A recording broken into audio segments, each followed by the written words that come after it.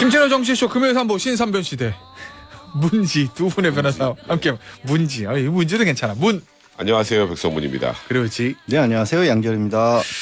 자 이제 속보가 하나 있습니다. 사실 이건 뭐 속보라기보다는 뭐 너무나 자연스러운 흐름입니다. 예고된 거죠. 전총조 씨 저 특가법상 사기 혐의를 적용해서 검찰로 송파경찰서에서 서울 동부지검으로 구속 송치됐다는 얘기. 일단은 송치할 때 혐의는 투자금 명목으로 23명으로부터 28억 원 가량을 건네받아 가로채 혐의를 받고 있고 피해자들에게 죄송합니다라고 저 기자들에게 얘기했다. 요겁니다. 그러면 이제 송파경찰서에서는 수사가 끝난 거냐? 아니죠. 남현희 씨가 남아있죠. 남현희 씨 공범 유무도 밝혀야 되고요. 기억을 하시겠지만 워낙 뭐 요란했으니까요. 처음에 경찰에서 구속을 할 때만 해도 11명에게 15억 원 가량이었어요. 근데 경찰이 지금 추가 수사 한 열흘 가까이 하는 동안에 지금 2배로 늘어난 거죠. 사실상 피해자도 늘어났고 피해 액수도 검찰에서 보강 수사를 하면 더 늘어날 것으로 저는 봅니다. 충분히. 알겠습니다. 아직 남현희 씨가 얼마 전에 대질신문까지 했다는 보도는 있었는데 경찰이 요거를 사기의 공모자로 볼지 그건 아직 결론은 나지 않는 상태예요. 이제 그게 나면 이제 정말 속보겠네 그게. 알겠습니다. 자, 요 세기의 이혼 소송, 대한민국 최고 이혼 소송, 요거 한 얘기 좀 해보죠. 최태원 SK그룹 회장하고 노소영 나비 관장 이혼 소송 1심은 사실은 실질적으로 최태원 회장이 이긴 거나 마찬가지고 제3번의 액수를 봤을 때 항소심이 2라운드가 열렸는데 어제가 변론 준비길이잖아요. 그렇죠. 변론길이 아니고. 그런데 노소영 관장이 나타나서 기자들 앞에서 이야기도 했어요. 사실 뭐 변론 준비기를 떠나서 사실 민사 특히 이혼 소송에서 변론기일에도 당사자는 잘 안 나오죠. 네, 그렇죠. 뭐 상대방 돼 있다면 배우자랑 마주치기도 싫고. 그럼요, 뭐 마주치는 것 이런 자체가 것도 있고. 껄끄럽고 그 안에서 그런 얘기 듣는 것도 괴롭고. 근데 어제 변론기일도 아니고 변론 준비기일인데 이제 노소영 관장이 출석을 했기 때문에 굉장히 이례적이라고 하는데 제 개인적인 생각으로는 노소영 관장이 법정에서 무슨 얘기를 하고 싶었다기보다 취재진한테 무슨 얘기를 하고 싶었던 것 같아요. 개인적인 생각에. 그러니까 어제 준비기일 끝나고 나오면서 기자들한테 뭐 오랜 30여 년간의 결혼 생활이 이렇게 막을 내리게 된데 참담하다. 네. 그리고 쭉 나가다가 이제 마지막에 바라는 것은 저희 사건으로 인해서 가정의 소중한 가치가 법에 의해서 지켜지는 그런 계기가 되기를 바람하지 않는다. 그러니까 일종의 여론전이라고 해야 될까요? 저는 그래서 어제 변론 준비길에 대한 출석은 변론 준비길 그 자체가 아니라 취재진에게 본인의 목소리를 통해서 국민들에게 본인이 알리고 싶은 말을 알리고 싶었던 것. 그게 출석의 이유가 아니었나 싶어요. 양변 일단 좀 오래된 얘기긴 하지만 지난 1심 결과부터 좀 복기를 해보죠. 과정과 결과. 일단 뭐 아시다시피 두 사람이 혼인을 한 건 1988년입니다. 30여 년 전으로 거슬러 올라가고요. 30여 년 전으로 거슬러 올라가는데 어떤 결혼했는지는 다시 말씀드릴 필요도 없을 것 같고 다만 이제 2015년도에 조금 갑작스럽게 언론을 통해서 최태원 회장이 지금 혼외자가 있다. 그리고 노 회장과는 이제 결별하고 싶다라는 그런 의사를 밝혔고요. 최 회장은 그렇게 하면서 법정에도 조정을 통해서 우리 헤어졌으면 싶다라고 신청을 했지만 노 관장 측에서 이혼하고 싶지 않다고 했습니다. 이거는 이제 유책 사유가 최 회장이 있기 때문에 노 관장이 거부하면 원래는 이혼은 못하는 우리나라 법상으로 안 되는 상황이었는데 2년이 지나서 노 관장 측에서도 이혼하겠다라는 입장을 바꿨고 그러면 이제 이혼하기로는 사실상 결정이 된 거고요. 위자료하고 재산 분할을 어떻게 할 것이냐를 가지고 다퉜던 거죠. 노 관장 측에서는 위자료 3억 그리고 SK 주식 지분 42% 가량을 요구를 했던 거예요. 금액으로 따지면 1조 원 정도가 되는 거고 1심에서는 위자료는 1억 원 그리고 재산 분할로 SK 지분은 건드리지 않고 최 회장 개인 재산을 대상으로 해서 665억 원을 나눠서 665억 원 가량을 노 관장에게 지급하라. 금액만 들으면 어마어마한 금액이지만 SK 지분의 가치 지분은 안 건드렸기 때문에 사실 이제 노 관장이 패배를 한 것으로 보이고요. 아까 이제 백 변호사도 얘기했지만 노 관장은 뭐 본인의 가정을 지키는데 어떻게 보면 우리 국민들의 계기가 됐으면 좋겠다라고 한 게 지분에 대해서도 나도 기여를 한 게 아니라 30년 가까이 이렇게 가정을 유지했으니까 그 말씀을 하신 거죠. 결국 이제 보면은 유책성이 어쨌든 최 회장에게 있다는 건 뭐 그건 공지의 사실이고 그렇죠. 뭐 위자료 액수도 뭐 그거는 큰 쟁점은 될 것 같지 않고 그래도 최 회장 측에서 그 위자료 액수가 과다하다고 같이 항소했어요. 1억이요? 네. 예, 그 부분에 대해서는 항소를 했습니다. 보통은 과하죠? 최고 액수가 5천만 원 정도. 그렇죠. 1억 원씩 나오는 게 별로 없잖아요. 없긴 하죠. 예, 그래서 1,500, 그 2천 부분에 정도가 일반적이잖아요. 어쨌든 그것도 위자료 근데 위자료 액수는 법원의 거의 직권 판단이니까 네. 그건 법원이 알아서 할 거고 사실관계 나와 있고 문제는 이제 재산 분할을 결국에는 뭐 기여도 이것 이전에 네. SK 주식을 나누는 게 맞느냐 이거잖아요. 네, 그렇죠. 최태원 회장은 이거 다 내 상속 재산이니까 네. 이거는 재산 분할 대상이 안 된다. 요건 거죠. 그러니까 지금 말씀하셨던 딱 정확하게 그 부분인데, 그러니까 지금까지 보통 이런 그 대기업 회장이나 혹은 뭐 기업을 운영하는 분들이 이혼하는 과정에서 주식을 건드려서 주식을 분할해서 나눠준 경우는 거의 없었어요. 예. 그리고 현실적으로 지금 뭐 노소영 관장이 아까 양 변호사 말씀하셨던 것처럼 변론 준비길에 나와서도 또 대국민적인 호소를 했던 것도 결국 이혼을 안 하겠다의 호소가 아니라 네. 어찌 보면 적정한 재산 분할을 받고 싶다라는 건데 현실적으로 뭐 이건 좀 조심스럽습니다만 항소심에서도 결과가 바뀌긴 좀 어렵지 않을까 개인적으로 그렇게 생각합니다.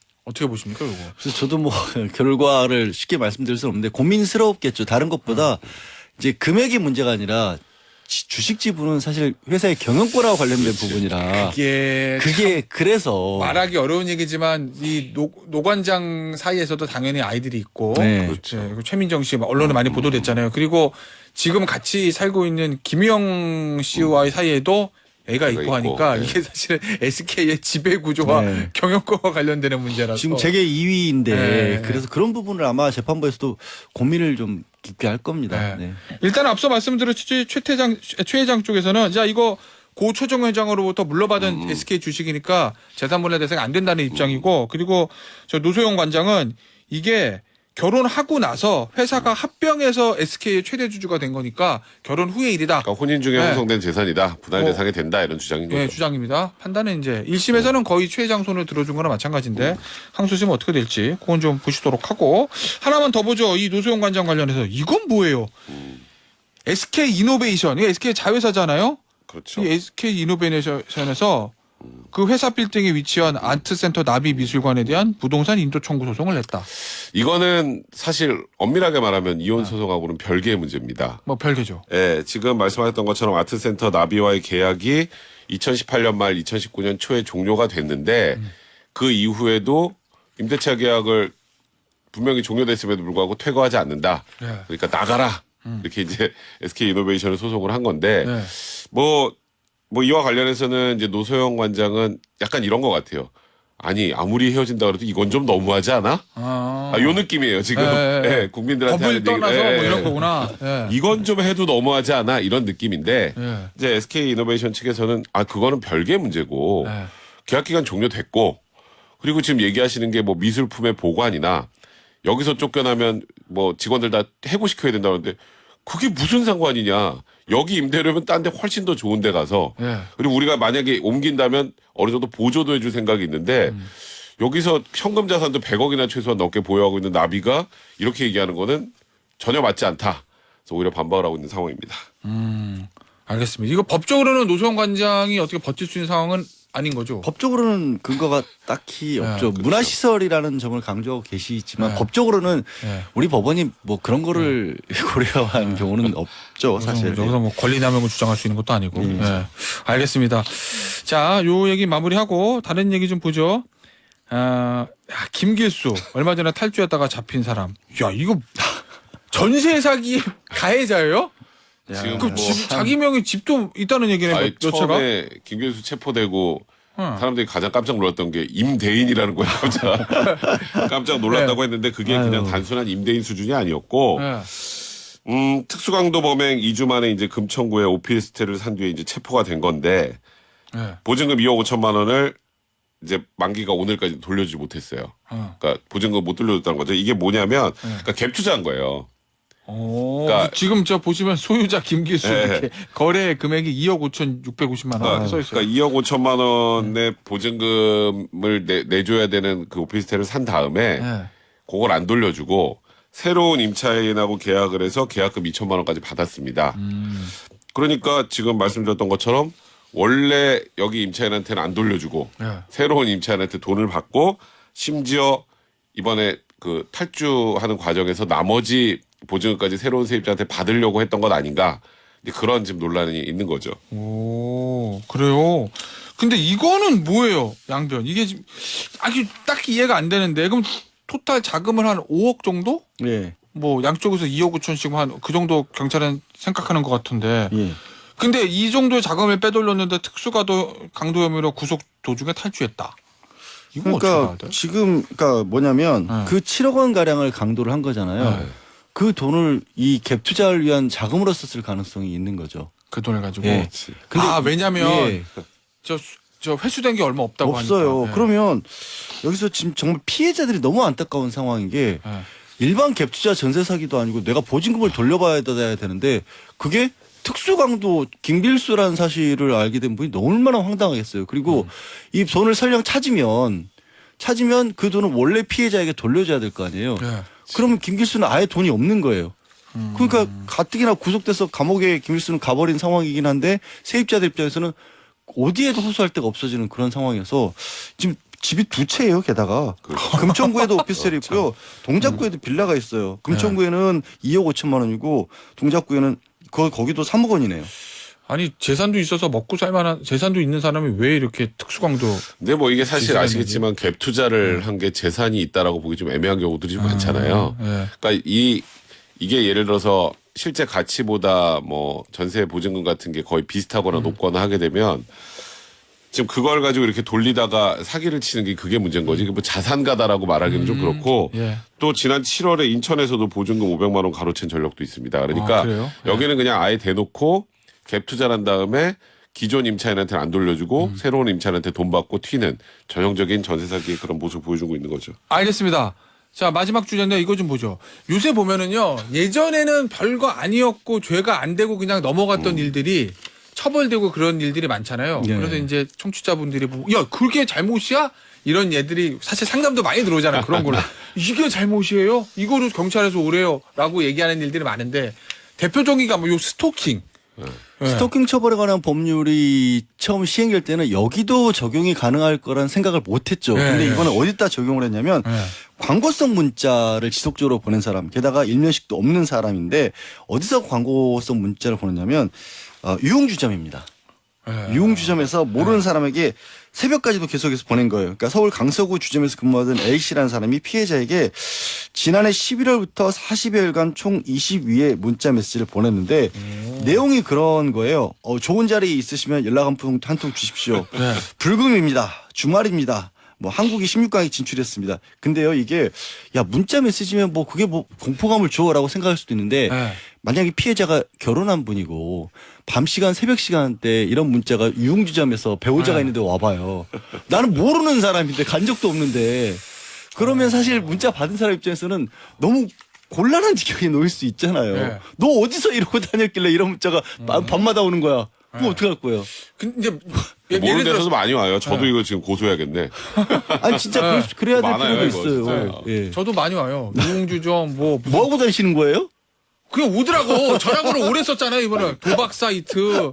그 다음에 이용하지도 않은 대리운전에서도 밤 8시면 오고 그래. 제 번호를 공개할 수 없지만 굉장히 네. 쉽잖아요. 네, 백 변호사 전국의 보면- 모든 스팸이 다 옵니다. 그래서 진짜. 저도 이걸 처음에 봤을 때 이해가 안 가는데 네. 그런 내용까지는 안 나와요. 안 나오는데 이래서 피해자가 고소하지 않았을까 하는 추측을 해본 거죠. 그 이런 예를 들면 이제 제가 만약에 이 문자를 보낸 사람이에요. 예를 들어서 내 손님 중에서 양지열이라고 있었지. 계속 보내야지. 이게 아니라 일종의 광고성 네. 문자면 대량 발송인 건데 내가 장사 좀 하려고 대량 발송 이렇게 했는데 이게 죄예요. 나 그냥 먹고 살라고 광고한 건데 라고 얘기하면. 근데 문제는 이 사람은 거부 의사를 밝혔어요. 네. 그런 문자 뭐 밑에 이렇게 수신 차단대 안 가지 않나? 거부 원하시면 네. 뭐 몇 번이라고 안내해 주십시오 이런 게 붙었나 봐요. 네. 제가 생각했을 때는 그것도 실제 수신 거부 문자 연락 문자가 아니라 그냥 피해 가려고 그냥 적어놓은 거니까 보낸 측에서는 이게 수신 거부를 의사 표시를 했다는 걸 몰랐을 수도 있죠. 어쨌든 당한 입장에서는 이 스토킹 처벌에 관한 법률이 그겁니다. 거부 의사를 밝혔는데 네. 예를 들어서 잠정 처분이 내려졌는데 지속하면 처벌을 해요. 그래서 150만 원 벌금 받았어요. 알겠어요. 하나만 더 보죠. 짧게. 빽빽. 이건 뭐야? 이런 귀신 것도 사진을 여러 번 전송했다? 이런 것도 돼요. 이런 것도 네. 이제 이거 꼭 잘 들어보세요. 이제 A 씨가 학창 시절 동창생인 B 씨한테 학교 다닐 때 놀림을 많이 당했다고 앙심을 품고 있었어. 그래서 지난 10월에 이제 인스타그램에 이제 유사한 이름의 계정을 하나 만듭니다. 네. 그리고 이 피해자 B 씨의 인스타그램 스토리를 조회한 다음에 그 인스타그램 스토리 같은 경우는 그 뭔가 그 안에서 또 이렇게 메신저를 할 수 있잖아요. 그 과정에서 이 사람이 프로필 사진을 귀신 사진으로 변경한 거예요. 네. 근데 귀신 사진으로 변경을 해서 이건 줄 알았네. 그리고 이제 뭐 귀신 사진 변경하고 팔로우 신청하고 좋아요 버튼을 누르는 방식으로 계속 귀신 사진이 피해자한테 간 겁니다. 그것도 스토킹이다. 그것도 스토킹이고 이건 아까보다 벌금도 높습니다. 벌금 200만 원 선고하고 40시간의 스토킹 치료 프로그램 이수도 명령했습니다. 그러니까 이 정도 이건 어찌 보면 약간 귀여운 복수라고 사람들이 생각할 수도 있는데 네.